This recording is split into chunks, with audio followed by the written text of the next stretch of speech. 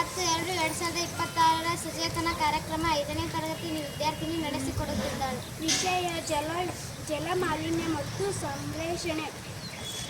ಭೂ ಮಾಲಿನ್ಯ, ಘನ ದ್ರವ ತ್ಯಾಜ್ಯ, ಪ್ಲಾಸ್ಟಿಕ್ ಮತ್ತು ಕೀಟನಾಶಕಗಳಿಂದ ಮಣ್ಣಿನ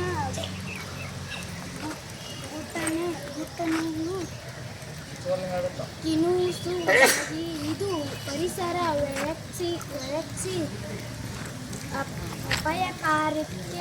ಭೂ ಮಾಲಿನ್ಯವು ನೆಲದ ಮಟ್ಟದಿಂದ ಮತ್ತು ಅದಕ್ಕಿಂತ ಕೆಳಗಿನ ಭೂಮಿಯ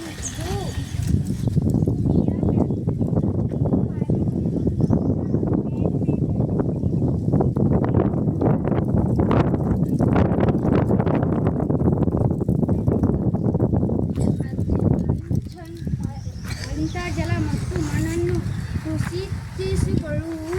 ಘನ ಮತ್ತು ದ್ರವ ತ್ಯಾಜ್ಯ ವಸ್ತುಗಳ ಸಂಗ್ರಹದಿಂದ ಉಂಟಾಗುವ ಭಾರ, ಹೋಲಿಕೆಗಳನ್ನು, ಕೀಟನಾಶಕಗಳು, ಪ್ಲಾಸ್ಟಿಕ್, ಕಸ ಮತ್ತು ಔಷಧೀಯ ವಸ್ತುಗಳಂಥ ವಿವಿಧ ತ್ಯಾಜ್ಯ ವಸ್ತುಗಳು ಮತ್ತು ಮಾಲಿನ್ಯಕಾರಕಗಳನ್ನು ಮಣ್ಣಿನ ಮೇಲೆ ಕುಳಿತು ನಮ್ಮ ಮಣ್ಣಿನಲ್ಲಿ